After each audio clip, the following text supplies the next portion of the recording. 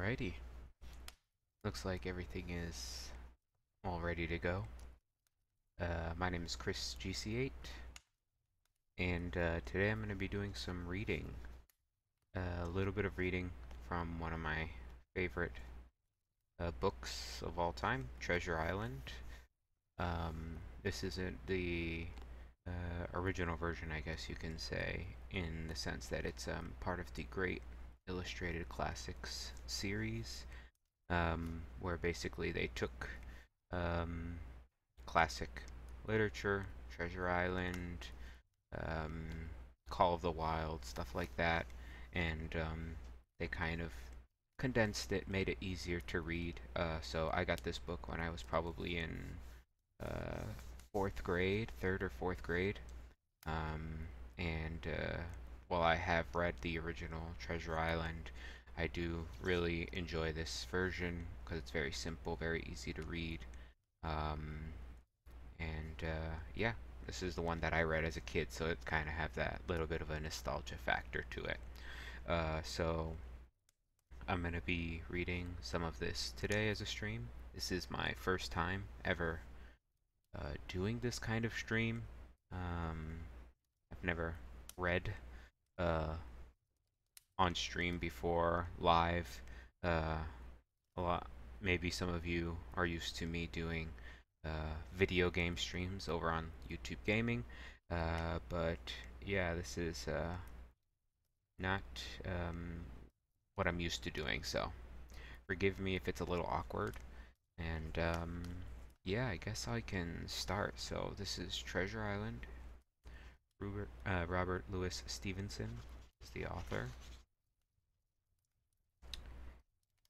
Um, I guess I can read the About the Author page that is here in the front, and then we can get into the book. It says About the Author. Robert Louis Stevenson was born in Edinburgh, Scotland on November 13th, 1850. Since he was a frail young man, he could not follow the family profession of engineering. Instead, he became a writer and a traveler. Stevenson married an American woman and wrote Treasure Island for his stepson. The book made Stevenson famous, but he also became well known for his essays, poems, and short stories. He died at the age of 44 on the island of Samoa. Robert Louis Stevenson wrote other classic novels that are known and loved by children and grown-ups all over the world. They include Kidnapped, The Black Arrow, and Dr. Jekyll and Mr. Hyde. And then it has a little map of Treasure Island with some of the locations that we'll be talking about at some point or reading about at some point in the novel. And then it starts. A story begins. Chapter 1. A Visitor to the Inn. I am writing this story about Treasure Island on the request of my friends Squire Trelawney and Dr. Livesey. All of the things I shall tell happened to me many years ago. It all began when I, Jim Hawkins, was just a boy, and my father ran the Admiral Benbow Inn. I remember as if it were yesterday. A large, heavy man burst in the door. He carried a large sea chest and wore a soiled blue coat. His hands were ragged and scarred, and his fingernails were black and broken. He had a white scar across one cheek. I remember looking him around and whistling to himself. Then he broke out in that old sea song that he sang so often. 15 men on the dead man's chest, yo-ho-ho and a bottle of rum. After finishing his song, he asked for a bottle of rum and introduced himself. He told us only that we should call him Captain. He threw several gold coins on the table, and my father showed him to his room. Hey, Voltjolt. Welcome to the stream. The captain stayed with us for a long time. He was a silent man by custom. All day long he hung around the cove or sat on the cliffs with a brass telescope. During the evening he sat by the fire and drank rum and water. Every day when he came back from his stroll he would ask if any seafaring men had passed by. I soon figured out that the captain asked this question because he was hiding from someone or something. One day he took me aside and promised me a silver coin on the first of every month if I would only keep my eye out for a seafaring man with one leg, and let him know the moment he appeared. The image of this frightening person haunted my dreams and caused me many sleepless nights. On stormy nights, when the wind shook the four corners of the house and the surf roared along the cove and up the cliffs, I would see the one-legged man in 1,000 forms. Sometimes the leg would be cut off at the knee, other times at the hip, and still other times I imagined him as a monstrous creature who had only one leg which grew from the middle of his body. But although I was terrified by the idea of the seafaring man with one leg, I was far less afraid of the captain than were most people who came to the inn. His stories frightened them. They were dreadful tales about hanging, walking the plank, and wild storms at sea. When the captain told his tales, he grew red in the face, and his voice boomed like cannon fire. Although the people were frightened at the time, when I look back, I realize that the stories provided their dull country lives with some excitement and adventure. The captain stayed with us many months. After a while he had no more gold coins, but my poor father was too afraid to ask him to leave. All the time he stayed with us, the captain never changed his clothes, except for his socks. His coat was patched and repatched, but never replaced. He never wrote or received a letter, and he only spoke with patrons of the inn. During these months, Dr. Livesey visited us many times. My father was very sick, and we all feared that he would never live to see the spring. The doctor took an immediate dislike to the captain. One evening the two men got into a quarrel. In a fit of temper, the captain drew a sharp sailor's knife from his pocket and threatened to pin the doctor to the wall. The doctor never so much as moved. He spoke in his usual calm tone of voice. "If you do not put that knife away, I promise, upon my honor, that you shall hang for your actions." The two men stared silently at each other, but the captain soon knuckled under, put away his knife, and sat down. All the while he grumbled like a beaten dog. Hey Nico, welcome to the stream, man. Doing a little bit of reading here today. Hope you are well. Chapter 2, Black Dog. It was not long after this that there occurred the first of the mysterious events that rid us at last of the captain. It was a bitter cold winter. Hard frosts came and heavy gales blew around the little cove. I knew that my poor father had not long to live. One cold January morning a pale, thin man came in to the door. He was missing 2 fingers from his left hand, and he spoke in a quiet but determined manner. He asked me first what my name was. When I replied Jim Hawkins, he nodded, as if he already knew this. Then he asked me to bring him a glass of rum. After he drained the glass, he looked up at me and said, "Come here, Jim. Is this table over here for my mate Bill?" I told him I did not know his mate Bill. The only person who lived at the inn besides my family was the captain. I then described the captain. The man smiled in recognition. "That's my mate Bill, all right," he said. "You and I will just go back into the parlor, Jim, and we'll get behind the door and give Bill a little surprise when he comes in." So the stranger and I hid behind the large oak parlor door. At last in strode the captain, slamming the door behind him. He looked straight ahead as he headed right for the breakfast table. "Bill!" said the stranger in a loud voice. The captain spun around on his heel and faced us. He turned totally white. He had the look of a man who had just seen a ghost. "Come, Bill, you know me. You must remember your old shipmate," said the stranger. The captain gasped. "Black Dog," he said. "That's right," laughed the stranger, "and I think it's time we had a little talk." With that, Black Dog asked me to bring 2 glasses of rum, so he and the captain could have their little talk. When I returned with the rum, they were already seated on either side of the table. For a long time, though I certainly did my best to listen, I could not hear nothing but low voices. Soon the voices grew louder and louder. Then all of a sudden there was a tremendous explosion of curses and other noises. The chair and the table went over in a crash. A clash of steel followed, and then a cry of pain. And the next instant I saw Black Dog in full flight. The captain was running after him. Both men had drawn swords. Blood was streaming from Black Dog's left shoulder. As they reached the door, the captain aimed a blow at Black Dog that surely would have cut him in two, had it not been for the low-hanging signboard of the Admiral Benbow Inn. You can see on the notch on the lower side of the frame to this day. Once out on the road, Black Dog, in spite of his wound, ran away and disappeared over the edge of the hill. The captain stood staring at the signboard like a bewildered man. He passed his hand over his eyes and shouted for me to bring him some rum, and to be quick about it.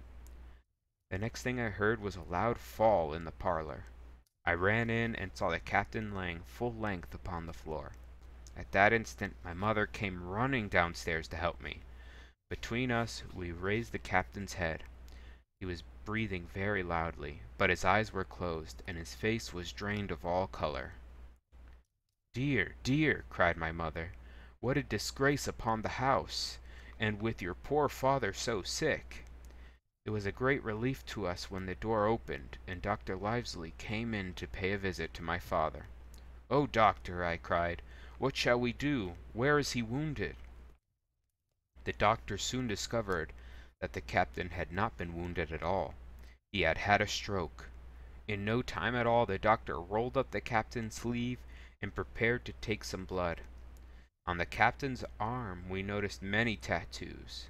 One said, "Here's luck," another, "A fair wind," and a third said, "Billy Bones, his fancy." From that tattoo we figured out that Billy Bones must be the captain's real name. In a little while the captain came to, and we managed to hoist him upstairs and put him in his bed. The doctor warned all of us that any rum drinking would be the death of the captain.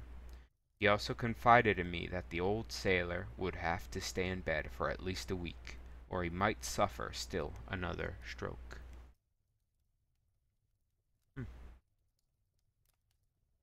That's the end of Chapter 2.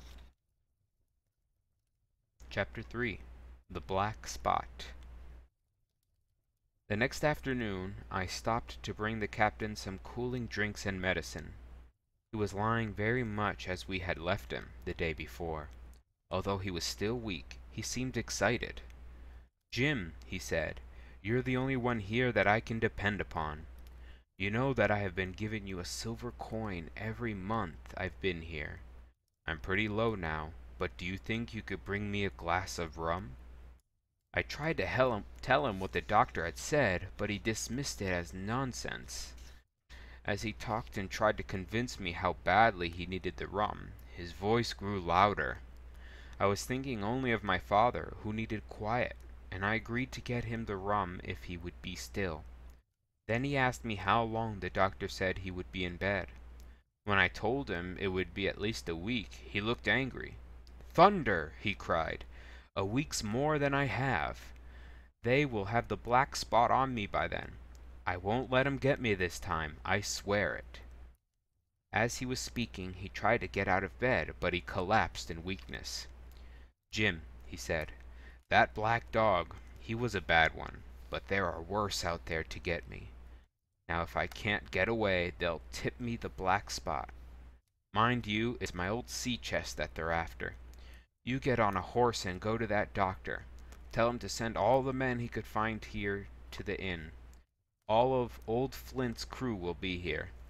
I was Flint's first mate, and I'm the only one who knows where it is. He gave it to me as he died. But don't tell this to anyone unless they give me the black spot, or you see Black Dog, or that man with one leg." None of this made any sense to me at all. I asked him again and again what the black spot was and who Flint was, but he slowly drifted into sleep. I scarcely had time to think about what the captain had told me, when my poor father in the other room took a turn for the worse and died suddenly. My sadness, the visits from our friends, and all the details of the funeral made me forget my strange conversation with the captain. So things passed until the day after the funeral. At about 3 o'clock, I was standing at the door, full of sad thoughts about my father, when I saw someone coming towards the inn. He was obviously blind, for he tapped in front of himself with a stick and wore dark glasses over his eyes. He was hunched over and wore a huge tattered sea cloak with a hood. I never saw a more dreadful-looking creature. He stopped a little ways from the inn and said in a sing-song voice, "Will someone tell a poor blind man where or in what part of the country he is?" I told the man that he was at the Admiral Benbow Inn in Black Hill Cove. With that he asked me to show him inside. When he gripped my hand, he held on like a vice and pulled me close to him. "Now, boy," he said, "take me to the captain." I tried to refuse, but he gave me a wrench that made me cry out. Then, holding me with his iron grasp, he made me lean him upstairs to the sick man's room. When the captain raised his eyes, I saw in them a look of fear and weakness. He tried to rise, but did not have the strength.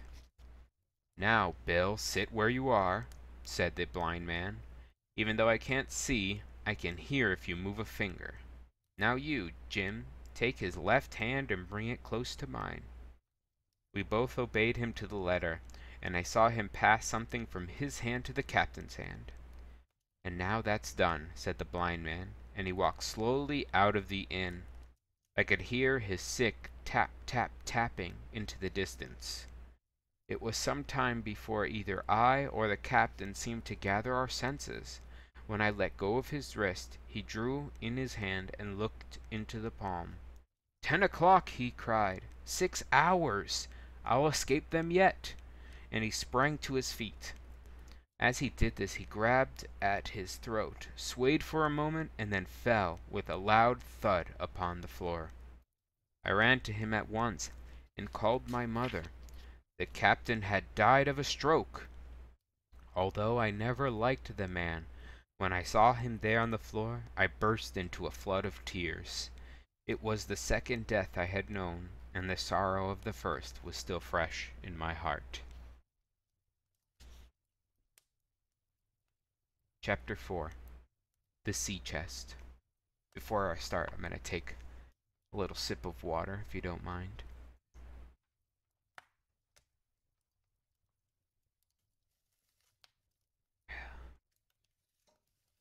Okay. Chapter 4. The Sea Chest. I lost no time, of course, in telling my mother all that I knew about the captain and his strange visitors. Some of the dead man's money, if he had any, was certainly due us. I could not ride away to the doctor's, as the captain had asked me to do, since it would leave my mother unprotected and alone. Both of us were too frightened to stay in the house. The dead body on the parlor floor, and the thought of that blind man hovering near and ready to return, filled us with all sorts of fears. So the two of us ran out into the frosty evening to get help from some of the villagers. When we reached the village, I felt relieved to see the yellow lights in doors and windows, but to our disappointment no one would return with us to the inn. After I told my story, everyone turned away in fear. The name of Captain Flint was well known to some of the people there. Several of the men had heard tales of cruelty about him and his infamous crew. After everyone declined to return with us, my mother stood up and with great courage declared that she would not lose the money that rightly belonged to our fatherless son. "If none of the rest of you dare," she said, "Jim and I will go back. Small thanks to you, big, hulking, chicken-hearted men. We'll open that chest if we have to die doing it." Of course I went with my mother, but my heart was thumping with fear as we set out in the cold night. We slipped along the hedges, silently and swiftly, but we did not see or hear anything to increase our terrors, and soon we were safely back inside the inn. I slipped the bolt at once, and we stood and panted for a moment in the dark. We were alone with the dead captain's body. Then my mother lit a candle, and holding each other's hands, we advanced into the parlor. He lay as we had left him, on his back, with his eyes open and one arm stretched out.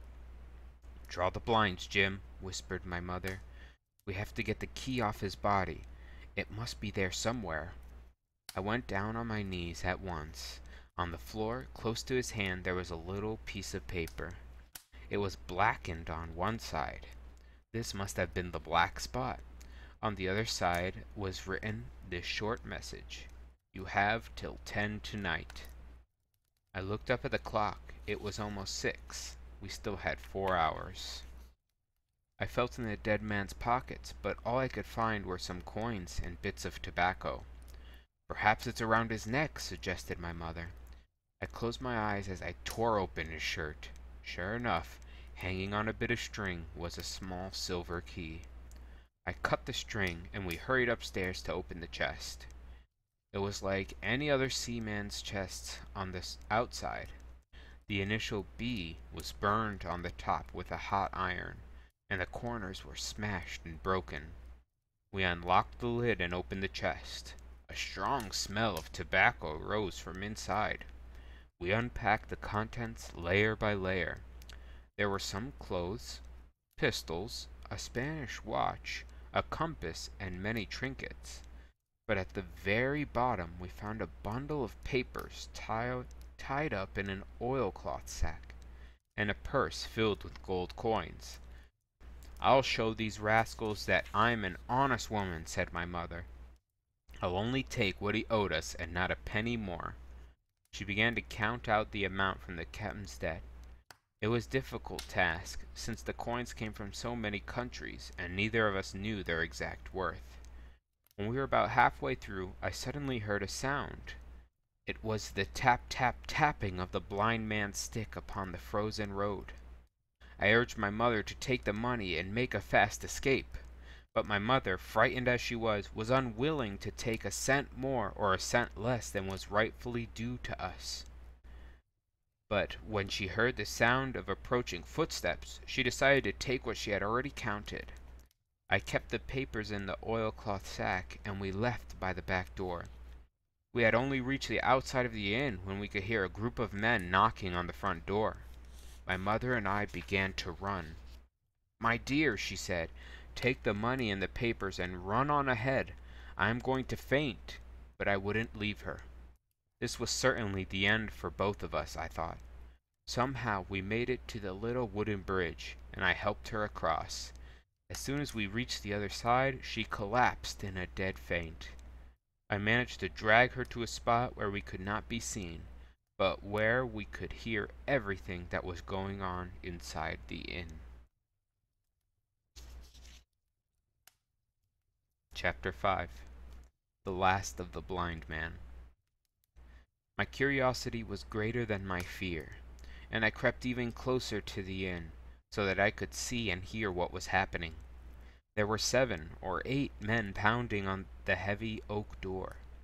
Even through the mist, I could see the blind man. I heard his voice as he shouted to break down the door. The men obeyed him, and in a flash the door was ripped from its hinges. Once they were inside, I heard one of the men shout in surprise that Bill was dead. "Search him and find the chest," cried the blind man. A few seconds later, the window of the captain's room was thrown open, and a man leaned out and shouted that someone had already gotten to the chest. "The money is still here," shouted one of the men. "Curse the money!" shouted the blind man. "Is Flint's packet still there?" Obviously, the The blind man was not interested in the money in Bill's trunk. He wanted the packet of papers that I now held close to my beating heart. After the men shouted that the papers were nowhere to be seen, the blind man ordered them to find my mother and me. He knew that we must have taken what he wanted. But the men had had enough. They were satisfied with the gold coins and were unwilling to obey the harsh orders of the blind man. Thanks, Nico. I find reading streams very satisfying too. There's a streamer over on Mixer. She used to go by Remy, and now she goes by Leia. And she did a lot of reading streams in the evening, which is a better time, I think, to do reading streams. But yeah, she had a really calm voice, and she would read books, and I would love to just be there, a lot of times just lurking, and I would just have her playing in the background. It was very satisfying to me too, so I wanted to try it out. I don't particularly like my voice, but I do enjoy reading, so I figured, if I keep my voice soft and just read, then it's maybe something I would have done myself anyway, so might as well stream it, right? Soon a quarrel began. The men all threatened each other, and then the blind man. This quarrel saved us. While it was still raging, another sound came from the top of the hill, the sound of approaching horses. The next sound I heard was a pistol shot, which was a warning of danger. As soon as they heard the shot, the men scattered in all directions. Only the blind man remained, tapping up and down the road, in a frenzy, and calling for his mates. He took a wrong turn and began walking straight towards the approaching horses. He immediately realized his error and turned with a scream. He ran straight for a ditch, fell, and then got up again. But it was too late, for one horse was already upon him. He went down with a cry that rang high into the night. The 4 hoofs trampled him to death. I leaped to my feet and hailed the riders. They were men who had heard of our troubles and had decided to come to help us. They quickly revived my mother, but the blind man was stone dead. We all went back to the inn, which had been ransacked and almost destroyed by the men who had searched it. I knew at once that the packet of papers I held must be very valuable. I asked the men if they would ride with me to Dr. Livesey's house right away. They seemed to understand my urgency, and we set out at once. Hey Amber, welcome to the stream. Hope you're having an awesome day. Thank you for stopping by. Just doing some reading. Chapter 6, The Captain's Papers. We rode as fast as we could until we finally reached Dr. Livesey's home. The house was dark, but I knocked several times at the door. A servant answered and led me in to see the doctor. At once I told him what had happened. The doctor showed pride in my mother's great courage, and praised me for my quick thinking. His friend, Squire Trelawney, also praised me. They had asked the servant to bring me some warm food and drink. After I had finished my meal, the doctor asked me if I still had the packet of papers. I assured him that I did, and handed him the oilcloth package. "And now, Squire," said the doctor to his friend, "you have heard of this man, Flint, I suppose?" "Heard of him?" cried the squire. "Heard of him, you say? He was the bloodthirstiest buccaneer that ever sailed. Blackbeard was a child compared to Flint." "Well, I've heard of him myself," said the doctor. "But the point is, did he have any money?" "Money!" shouted the squire. "Why, what else would those villains be after but money?" The doctor soon figured out that the packet contained some clue to Captain Flint's treasure. He asked me if I would allow him and the squire to open the packet. I of course agreed, since I was now even more eager that they said they were to see its contents. Inside the packet was a ledger, which recorded the exploits and the various amounts of money and jewels Captain Flint had collected in one way or another. But there was also a paper which was sealed in several places with wax. The doctor opened the seals with great care, and out fell the map of an island. It included all the particulars that would be needed to bring a ship safely to its shores. The island was about 9 miles long and 5 miles across. It was shaped like a fat dragon. It had a hill in the center marked the spyglass. There were 3 crosses made with red ink, under which were written "Bulk of Treasure Here." On the back of the map there were written directions on how to find the exact location of the treasure. Dr. Livesey and the squire were filled with excitement. "Livesey," said the squire, "you will give up your practice at once. Tomorrow I will start for Bristol. In less than 3 weeks we will have the best ship and the best crew in all England. Hawkins will come as cabin boy. You will be the ship's doctor, and I will be admiral. We'll take our loyal friends, Redruth, Joyce, and Hunter. We'll set sail, find the treasure, and be rich for the rest of our lives." The doctor agreed at once, but he warned Squire Trelawney to keep all that he knew a deep secret. He knew that men who had attacked the inn would not disappear, and if they got wind of our secret, we would pay with our lives. The squire nodded his head in agreement, and went up to his room to prepare his journey to Bristol. Chapter 7. I Go to Bristol. Yeah, Amber, I never said that I wasn't a nerd. But I don't think reading makes you a nerd, does it? Maybe. Maybe some people feel that way. By the way, how do you guys like the crackling of the fireplace? Or can you not hear it at all? Maybe you can't hear it when I'm reading, but I do have very subtly in the background some crackling fireplace. I thought it would go nice with my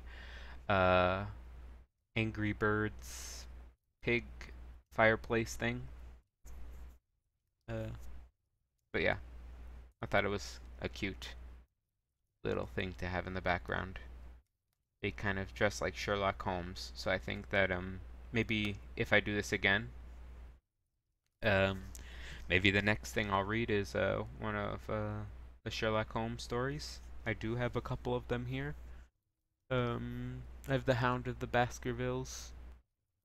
I might read that one. That one's really good. A Study in Scarlet. I'm just trying to see on my bookshelf here. I have a couple of them I could definitely read. So maybe after this book, I can do some reading of Sherlock Holmes with this same little background. You hear it sometimes. I can bring it up a little.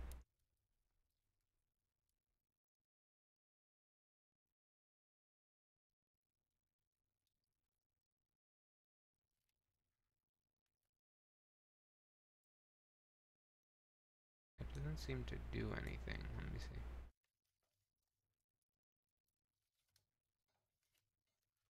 You hear that? Like, I guess the guy is like, in the video, it's like adjusting the wood. Hey Nathan Varon, welcome to the stream.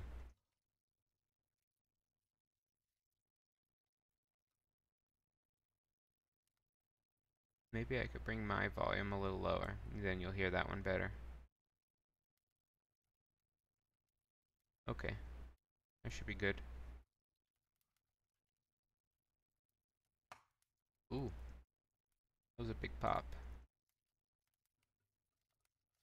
My day's going well, Nathan. Just doing some reading. We're reading Treasure Island right now. We're on chapter 7, so I've read already 6 chapters. We're starting chapter 7 now. Just a chill stream. So when the fireplace pops, I imagine that's when you can hear it most. Okay, so I'm gonna continue reading now. I Go to Bristol, Chapter 7. It took longer than we expected until we were finally ready to go to sea. During that time I lived at the doctor's house, and was under the charge of Redruth, the doctor's friend and gamekeeper. After several weeks we finally received a letter from the squire. His letter glowed with excitement. He had found a ship named the Hispaniola, which he claimed was most seaworthy. Then he explained that, quite by accident, he met an old sailor with one leg. The sailor had been a ship's cook and wanted to return to the sea. He promised the squire that he could find him the best crew in England.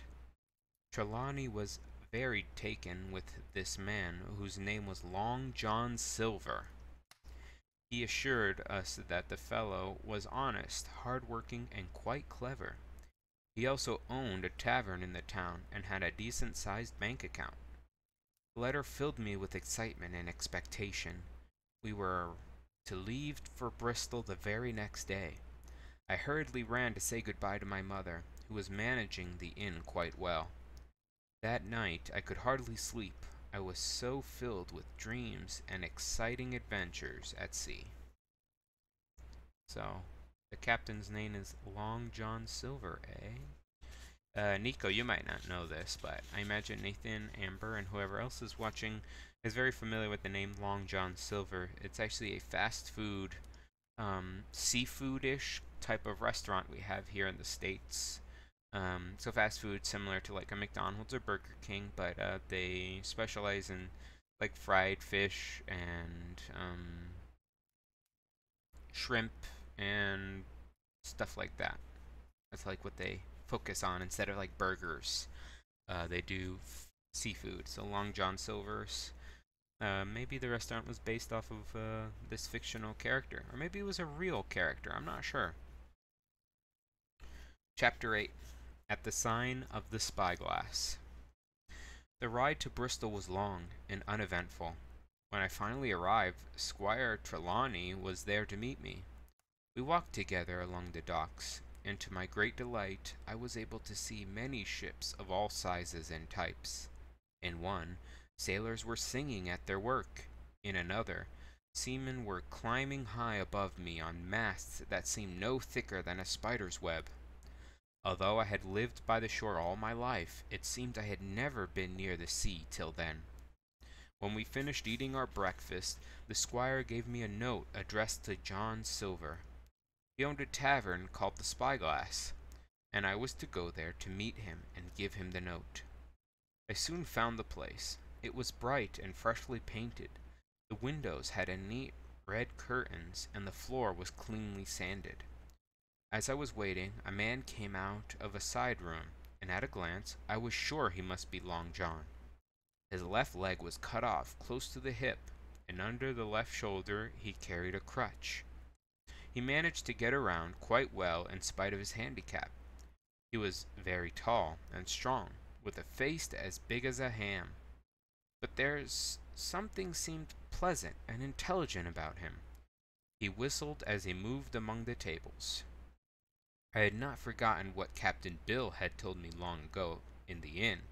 He had been very wary of a one-legged seafaring man, and had actually paid me to keep lookout for the man. But one look at this man before me was enough. I had seen Black Dog and the blind man, whose name I found was Pew, and I was pretty sure I knew what a buccaneer was like. Long John didn't look like one. So I got up my courage at once, crossed the threshold, and walked right up to the man and introduced myself. I was right. He was indeed Long John Silver. He took my hand in his large, firm grasp. Just then, one of the customers at the back of the tavern rose suddenly and made for the door. His haste attracted my attention, and I recognized him at once. It was Black Dog. "Oh," I cried, "stop him! It's Black Dog!" Long John sent one of his men out the door after the man. I explained that Black Dog was a buccaneer who had come to my own home not too long ago. Long John looked very serious and showed excitement and surprise. "Well, I never! A buccaneer here in my tavern with a name like Black Dog?" All the while he talked, Long John stumped up and down the tavern on his crutch, slapping tables with his hand. He gave such a show of outrage that it would have convinced even a judge.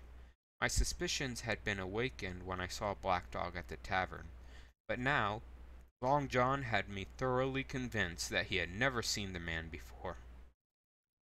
Excuse me. He praised my sharp eyes for spotting the scoundrel and sat down to have a glass of rum. I immediately liked Long John. He seemed to have a sense of humor and an adventuresome spirit. After this incident with Black Dog, Long John and I walked back to the ship. On the way, he told me about all the different ships that we passed by, their rig, tonnage, and nationality. He related bits of the stories and jokes he had heard at sea. I began to see that he was one of the best of possible shipmates. When we got to the ship, Dr. Livesey and the squire greeted us warmly. Long John told them what had happened from beginning to end with great deal of spirit and total honesty. "That was how it were, now, weren't it, Hawkins?" he would say now and again. We all regretted that the scoundrel Black Dog had gotten away, but the squire soon cheered us all up with some good news. We would leave on our voyage the very next morning. Chapter 9. The Captain and the Crew. After our meeting, the squire and the doctor introduced me to the ship's crew. The captain's name was Smollett, and the first mate was a weathered-looking old sailor named Arrow. We had been in the squire's cabin only about 5 minutes when there was a knock at the door. It was Captain Smollett. He had come to tell the squire that he felt uneasy about the crew and our mission. "I thought we were sailing on a secret mission," said Smollett, "and now I find that the crew is talking about going after treasure. Now, treasure is a ticklish work. I don't like treasure voyages, especially when they are secret. But it seems that, with this one, rumors are spreading like wildfire. Why, some of the men are even talking about a map with red crosses on it that show where the treasure is hidden." The squire and the doctor exchanged looks of surprise and shock. They had told no one about the map, but somehow there had been a leak, and now the secret was not so well kept. Dr. Livesey scratched his head and asked the captain what else he was worried about and what ideas he had for dealing with his misgivings about the voyage. "Well," answered Captain Smollett, "I don't like the looks of the crew, especially Arrow. He drinks a bit too much, and he mixes too freely with the men. A mate should keep to himself. What worries me about all of this is simply that I cannot fully trust my own crew. And once we are out at sea, anything can happen. I only ask 3 things. First, I beg you to hide this map carefully and to keep it a secret even from me. Second, the crew is now loading the powder and the guns in the forehold. I suggest you have them put here under the cabin. Sorry, I don't know what's going on here. Third, you are bringing 4 of your own people with you. Instead of putting them in the front of the ship, I advise you keep them in the cabins here so that they will be close by." All the captain said made sense, but it had an air of foreboding about it. The doctor at once agreed to all of Smollett's suggestions, but the squire doubted his wisdom. He took an instant dislike to the captain, and only agreed to go along with the doctor because he wanted to start the voyage peacefully. Chapter 10. The Voyage. At that night, we were in a great bustle, getting things stowed in their places and bidding farewell to all of the squire's friends. It was a little before dawn when the boat swain sounded his pipe and the crew began to man the decks. As we pulled away from the dock, one of the men asked Long John, whom they called Barbecue, since he was the cook, to sing a song.